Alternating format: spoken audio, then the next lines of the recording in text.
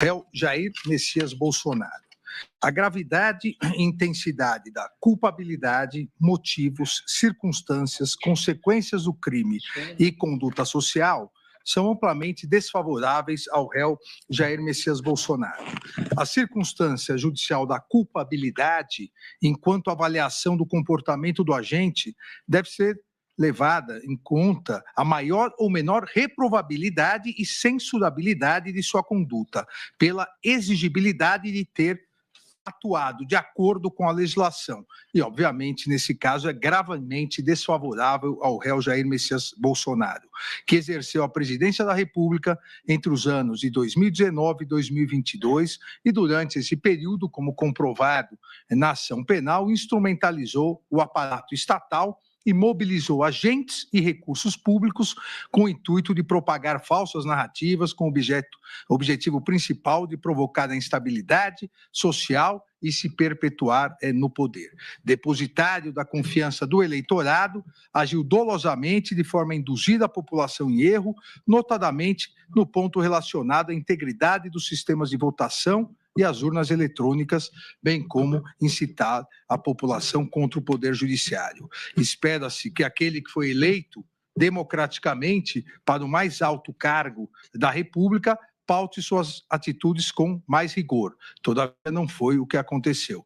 O que se viu durante 4 anos do mandato foi a implementação de uma organização criminosa, tendo como líder o réu Jair Messias Bolsonaro, com o intuito de colocar em prática o plano de ruptura institucional com um golpe de Estado e o fim do Estado democrático de direito. Então, a culpabilidade é desfavorável. As circunstâncias do crime igualmente desfavorável, porque demonstram que os atos criminosos, golpistas e atentatórios das instituições republicanas resultaram de planejamento, organização, estruturação, financiamento e execução desse núcleo crucial da organização criminosa, do qual lidera Jair Messias Bolsonaro. Também é desfavorável, assim como a gravidade e intensidade amplamente desfavorável dos motivos para a prática delituosa. Quais foram os motivos para a prática delituosa? A ideia de perpetuação no poder do grupo político, independentemente do respeito às regras democráticas e às instituições republicanas.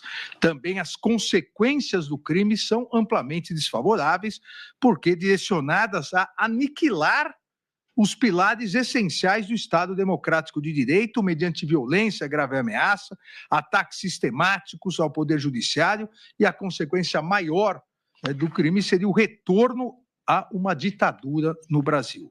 A dimensão do episódio, inclusive, suscitou manifestações oficiais de diversos líderes políticos de inúmeros países, líderes religiosos, demonstrando o impacto que foi a tentativa de quebra da normalidade democrática e institucional no Brasil. Também a conduta social é desfavorável e merece a reprovabilidade do artigo 59, porque o réu, na qualidade de presidente da República, eleito democraticamente, reuniu-se com embaixadores na prática delituosa, com embaixadores de diversos países para disseminar informações mentirosas sobre o próprio país que comandava. Assim, a gravidade e intensidade das circunstâncias judiciais são amplamente prejudiciais ao réu. A partir dessa análise do artigo 59, fixarei de todos os delitos, começando pelo artigo 2º, caput, parágrafo 2º, 3º e 4º, inciso 2º, da Lei 12.850, de 2013, que é a Lei das Organizações Criminosas Armadas. Com base nas circunstâncias amplamente desfavoráveis do artigo 56, fixo a pena base, e a pena base vai de 3 a 8 anos, fixo a pena base em 5 anos e 6 meses de reclusão.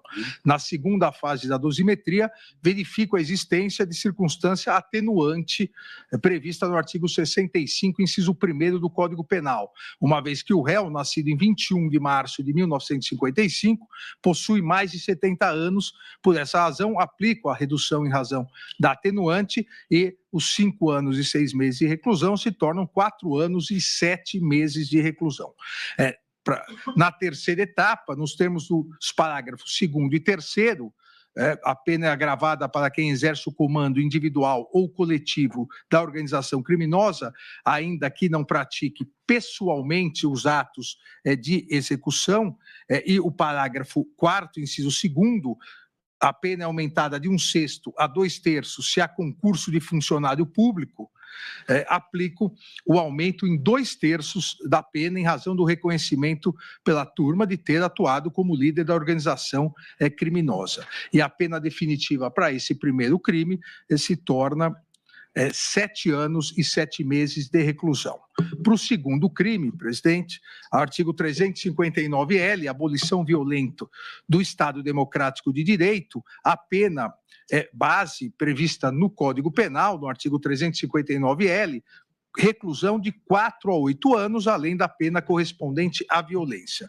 Com base nas circunstâncias judiciais já analisadas, fixo a pena base em 7 anos e 6 meses de reclusão. Na segunda fase da dosimetria, também em virtude do artigo 70, em virtude do artigo 65, inciso 1º, de ter 70 anos, diminuo para 6 anos e 6 meses, que é a pena final, porque não há aqui causas de aumento ou diminuição de pena. Em relação a golpe de Estado, a previsão do artigo 359-M do Código Penal, a reclusão é de 4 a 12 anos, além da pena correspondente à violência. Da mesma forma, amplamente desfavorável às circunstâncias judiciais, fixo a pena base em 10 anos, diminuo pela idade para 8 anos e 2 meses, e é essa a pena final para esse delito. Vossa Excelência, então, está aplicando na segunda fase para todos os crimes, atenuante do artigo 65, inciso 1 do Código Penal, que diz respeito a maior de 65 anos de idade. Eu aplico para todos os crimes. Poderia aguardar também e aplicar no final, mas não sabia ainda o resultado do julgamento, então eu aplico individualmente para todos, que matematicamente dá no mesmo.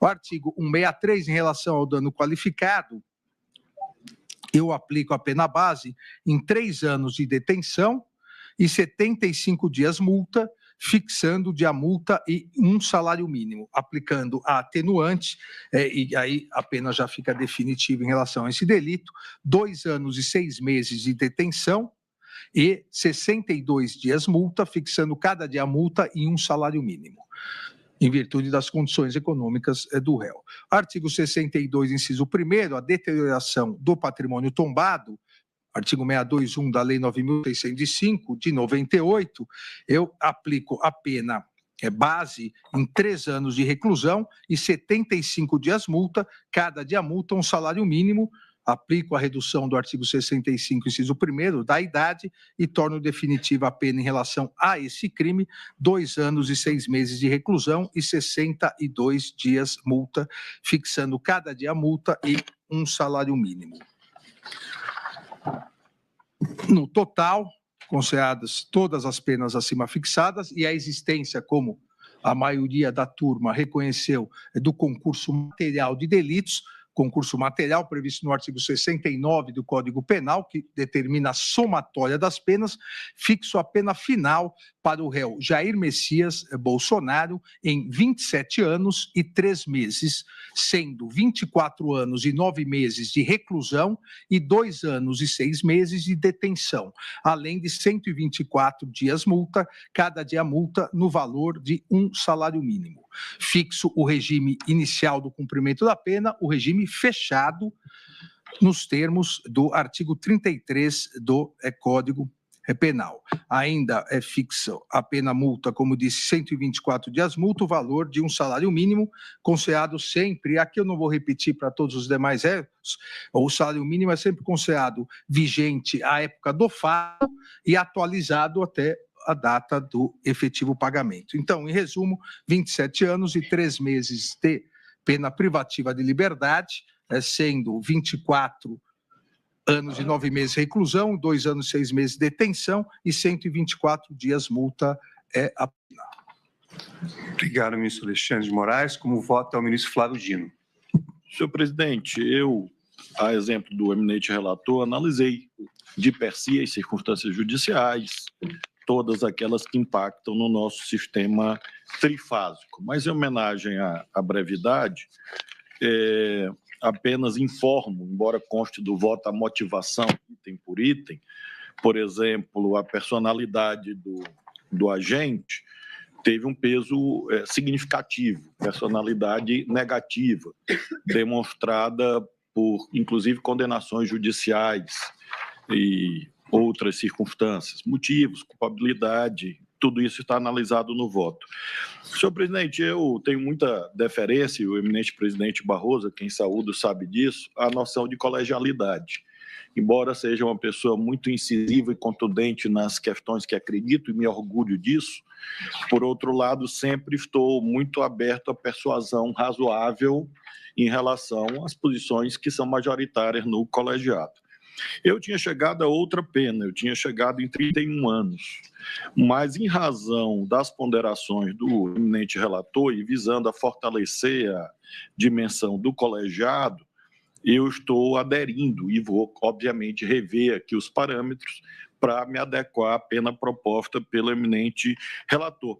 Contudo, em relação à pena de multa, eu queria ponderar com Sua Excelência pela alta capacidade econômica do réu e, quem sabe, elevar o patamar do dia multa, porque me parece que ele tem revelado, nesse período, uma capacidade econômica muito significativa, segundo dados públicos. Apenas essa ponderação que faço. 2 salários mínimos. Eu vou aderir a 2 salários mínimos em virtude do próprio réu ter, em interrogatório judicial, confessado que recebeu 40 milhões de reais em PIX. Então, realmente, eu vou aderir. Eu não estava lembrando do valor, senão eu ia propor 3, mas como você informa agora, mas eu me mantenho nos 2 salários mínimos. Então, presidente, eu incorporo 2 salários mínimos. Então, presidente, eu acompanho o relator. Pois não. O ministro Fux, nesse caso, não irá proferir voto em relação à pena. Eu só queria destacar que, conforme eu pude, no voto, revelar que as atitudes desse réu se voltaram muito no período eleitoral. Eu não abonei qualquer atitude nesse particular, mas entendi exatamente que aquilo ficava adstrito ao âmbito eleitoral. Por outro lado, eu também fiz aquela análise da tipicidade das condutas. Entendi que não havia violência armada, entendi que não houve nenhuma ordem, nenhuma prova de ordem para aquele 8 de janeiro, entendi que a organização criminosa exigiria aquela permanência para a prática de delitos indeterminados, e com relação ao crime de dano, eu também me vali do fato de que não houve uma determinação nesse sentido. E a grande testemunha, aliás, a gente chega a essa conclusão, a grande testemunha foi o colaborador, tanto que nós fixamos a pena base aqui, essa pena final em 2 anos.